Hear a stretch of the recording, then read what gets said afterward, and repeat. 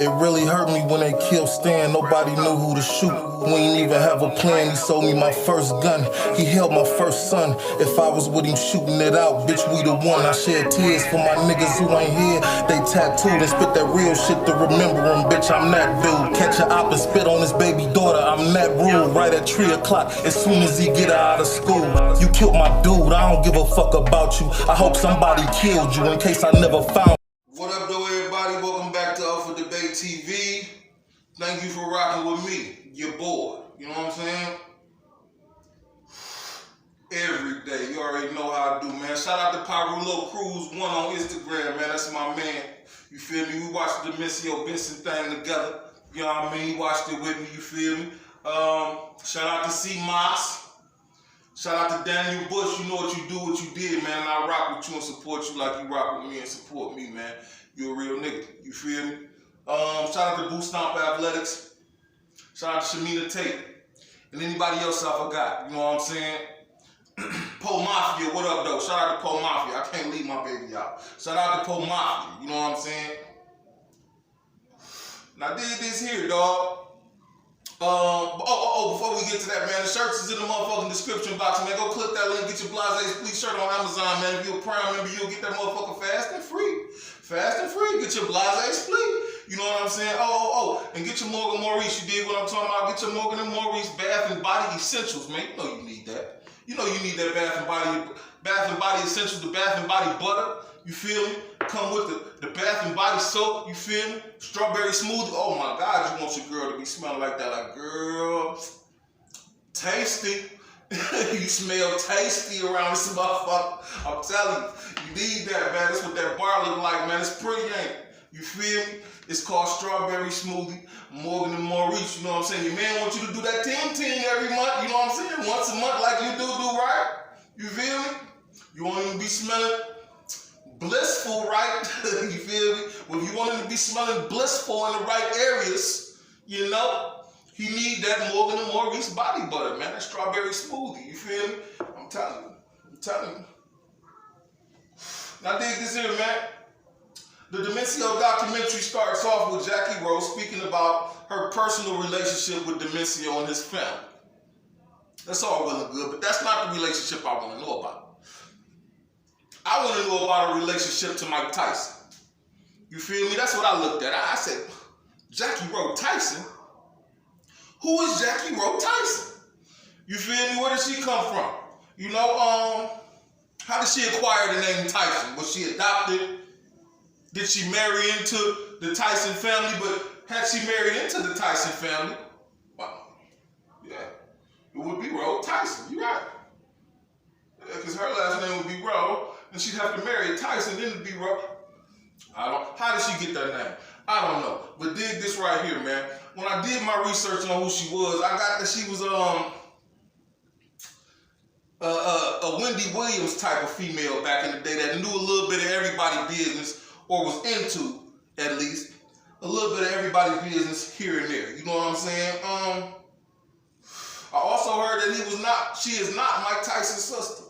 You feel me? So I don't know how she holds that title. That's what I heard. It's up for debate. If you know better, you let me know so. But I heard she is not his sister. I heard she got close to him because she used to get his drugs for him and bring him young girls to bang. Like this. Now, I don't know how you feel about that. And it's all up for debate at the end of the day. But the picture is right in front of your face. Now dig this, and I bet you $1 to a donut, she know every bit of the extent of Homo Pop's relationship with Domencio. I bet you, she know everything. They say she was a Wendy Williams type broad. She was in everybody's business and knew a little bit of everybody's business in some way, shape, form, or fashion. So I bet you she got the details. Or she knows somebody that does. You know what I'm saying? Now, after that, a dude named Brother begins to talk. He's a childhood friend of Domencio's, I believe, and he says that people used to tease him and say you think you the shit because you light-skinned and call them pretty boys and shit like that. Okay, now directly after that, another friend of his, I believe his name is Claude, says his stepdad used to take up for him, and people knew that if they fucked with Domencio, you fucked with Mr. Benson, his stepdad. Say Domencio didn't really like that reputation of his stepdad taking up for him, so he aligned himself with some wild cats and adopted their mentality. You know what I'm saying? That's interesting, ain't it? Now we're gonna wait and talk about that in a minute. Now, James Roseman, Jimmy Henchman, says he was introduced to Domencio through Tiki DeVoe. Now, I'm not sure. It's up for debate, but I think Tiki DeVoe could be related to Homo Pop. I believe I heard that. I'm not sure. It's up for debate. Like I said, don't quote me on that, but I believe Tiki DeVoe is related to Homo Pop in some way, shape, form, or fashion. You know what I'm saying? But dig this. As I was saying, he said he was introduced to him by Tiki DeVoe when he was 16, doing a little time and shit. He was locked up. He goes on to say that there were pimps, burglars, strong-armed robbers, robbery guys, and there was gunmen, and everybody knew their position. Domencio was more of a player. He was a young guy, so he was on some player shit. And I'm gonna tell you all what that shit say to me. All three of them statements say to me, what do that say to you? It say he wasn't cut like that. You know what I'm saying? That's what I feel. He wasn't cut like that. I said that. Y'all gave me flack for saying he wasn't cut like that, thinking I'm on some hoe shit or whatnot. Man, cut it out, dog. Check it out, man. Here you have one childhood friend saying Domencio was picked on. Then you have another childhood friend saying his stepfather took up for him to the point where you knew if you fucked with Domencio, you fucked with Mr. Benson. So he aligned himself with some wild cats and adopted their mentality. Then you have James Roseman saying that you had pimps, burglars, robbers, and shooters, and Domencio fit none of those descriptions. He fit the description of a player. You feel me? Like I said, dude wasn't cut like that. You know what I'm saying? And people could see it. You feel me? Well, my man Jimmy Henchman didn't even call him a pimp. He called him a player. He was playing around, playing some player shit. You know what I'm saying? He wasn't even pimping out here with the hoes or whatnot. You dig what I'm saying? Now that say something too, because evidently Jimmy could see that he either portrayed himself as a pretty boy or that's what he was acting like. You know what I'm saying? A player, for him to call him that, you don't just call a nigga a player or what, you know what I'm saying? He must have been acting that type of way, you feel me? And Jimmy could see that. And instead of categorizing him in any of them other categories, he called him a player. That say something, dog. You know what I'm saying? Now, he also say he was a young cat, but he couldn't have been too much younger than Jimmy if y'all both in lockup together. You know what I'm saying? That's the way I'm looking at that. He was a young cat. No, he just wasn't cut like that. He wasn't on that. Because Jimmy was cut like that, and he was on that early. You feel me? Maybe not. Okay.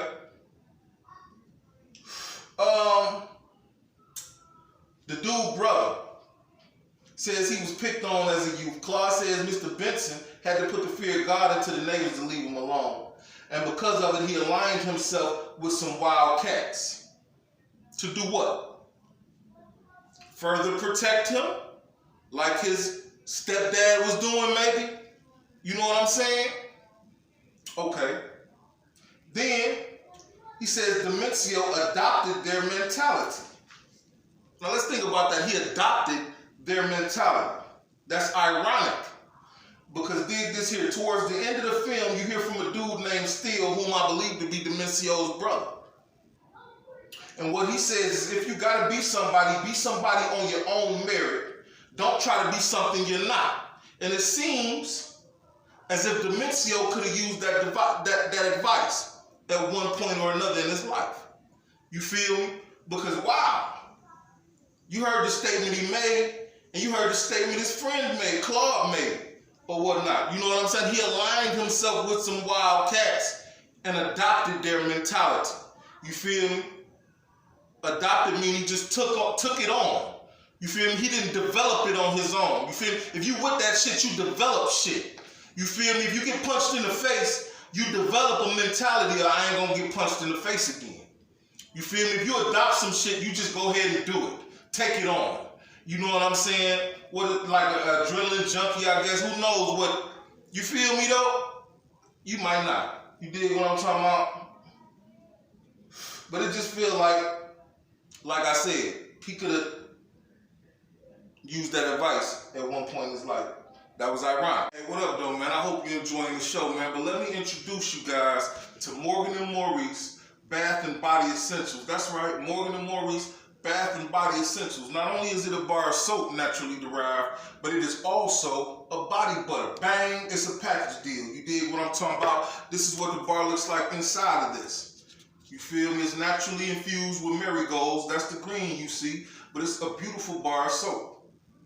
And it smells delicious. I'm telling you, it don't smell like a scent.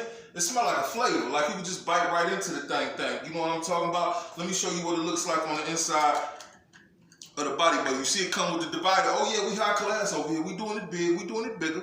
You know what I'm saying? Bang, you pop that out, and there go your body butter, man. I'm telling you, you want your girl to be smelling like this strawberry smoothie, Morgan and Maurice. I'm telling you, man, you want your mans to be smelling delicious, right? You know, he wants you to do that thing you only do once a month. You want him to be smelling delicious, right? Like that Morgan and Maurice Bath and Body Essential Body Butter. You dig what I'm talking about? And I'm gonna let y'all know what it be like. You feel me? Rock with me, rock with me, rock with me. Check it out. Naturally derived, handcrafted, family owned and operated right here in Detroit, man. Designed to nourish and protect skin while cleansing deeply and removing grime. That's what this bar soap gonna do for you. That's what it's gonna do for you, man. Naturally infused with marigolds, just like I told y'all. That's the green. It's naturally infused with marigold. You know what I'm saying? And the marigold flowers hold natural antiseptic properties, such as healing skin wounds, burns, rashes, infections, and irritations. It also reduces hemorrhoid pain. You gotta wash your bum, right? Everybody wash their bum. Now dig this here. It lowers inflammation and free radical damage to the skin, all while repelling bugs naturally. You dig what I'm saying? We strive to put as many natural ingredients in our products as possible. You feel me? And right now, we are rocking with the naturally derived Morgan and Maurice Bath and Body Essentials bar soap infused with your marigold for the medicinal properties, as well as the Morgan and Maurice body butter. You feel me? You want your man to smell like that. You want your woman to smell like that. Packages start at $15. That's right. It's a package deal. Boop! You can't get one without the other. You can't get one without the other, man. And I'm telling you, it's a rich, thick, natural lather, man, that you're going to feel good about yourself after you get out that thing. You feel me? You're going to be walking on a cloud. So get with this Morgan and Maurice, man. You know what I'm talking about? Let's get back to that blog, man. I know, we back. Shameless plug. Get your Morgan and Maurice Bath and Body Essentials. You dig what I'm talking about? Go ahead, man. You need that. I'm telling you. You need that combo pack. You dig what I'm talking about? First order went out over on Facebook about 2 days ago or whatnot. You feel me? But dig this here. One last thing on Jimmy. Jimmy Henchman also said Domencio was around a bunch of boosters and pickpockets. But because he was from Bed-Stuy, he was also around a bunch of gangsters too. Now what does that say to you? Because it say to me, Domencio's crowd wasn't the gangsters.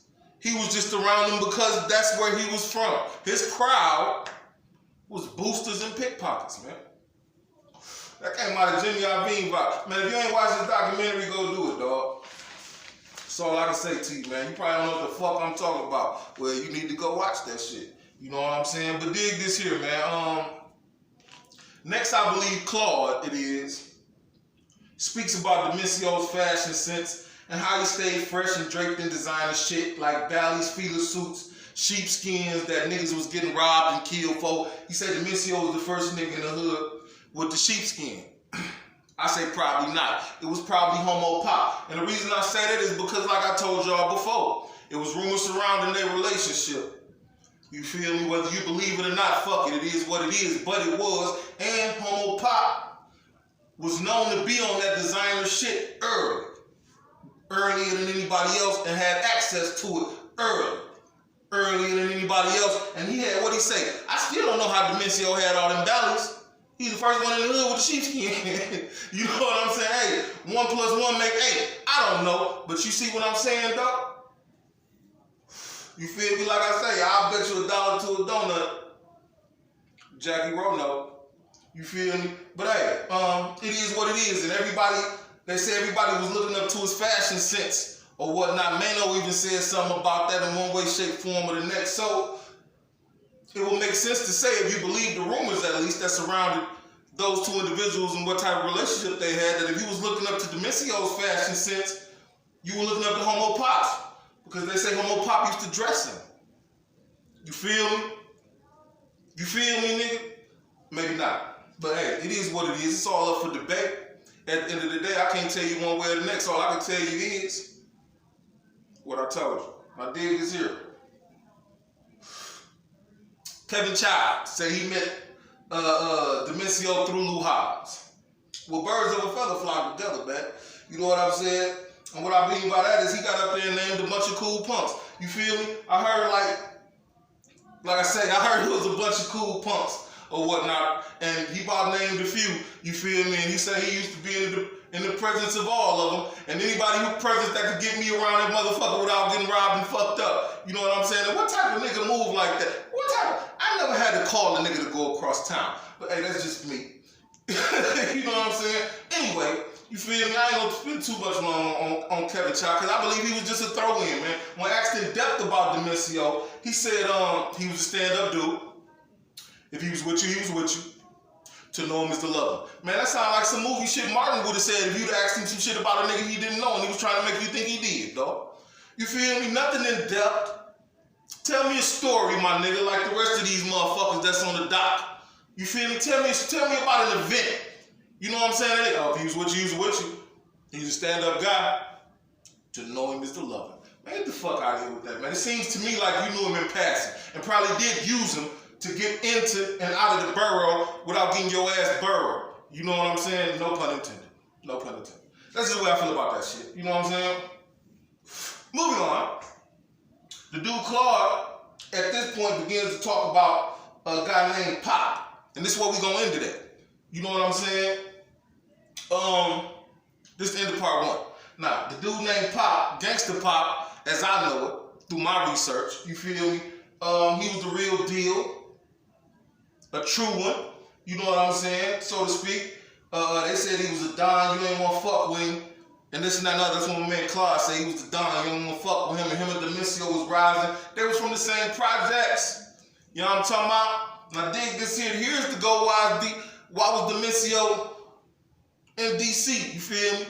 This, that part, you dig what I'm talking about now? Gangsta Pop, through my research, was like Randy Love was to Alpo. You feel me? Gangsta Pop to Domencio, I feel like was like Randy Love was to Alpo. Because they say in the marijuana, they say once Randy Love got with Poe, he put that beats in him and Poe never looked back. Then you got Claude saying he got with some wild cats and adopted their mentality. You know what I'm saying?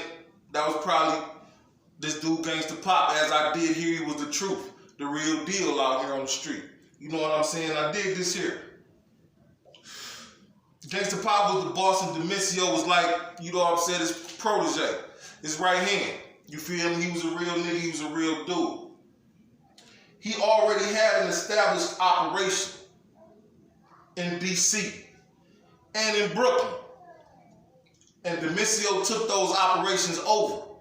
I believe when Gangsta Pop was killed in a car accident, either coming to the city or going from the city.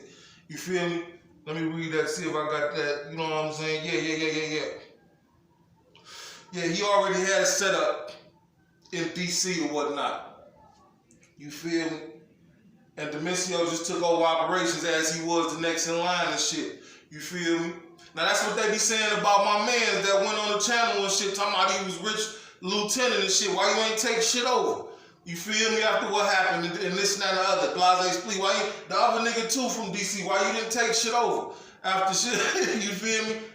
That, hey, I don't know. But like I said, this ain't even about that. This about this. Yeah, Gangsta Pop was a real nigga. You know what I'm saying? He had operations already established. Domencio took those over after his death. He died in a car accident. Like I said, I believe coming to town or leaving town or whatnot. And that goes to show why Domencio was in DC in the first place. You know what I'm saying? He was making boss moves. But hey, you do what you do. I'll get back to you with part 2 when I do, nigga. You feel me? Ozone Odin, Up for Debate TV, and you already know who it is, my baby. When you see what you see, man. God bless the real.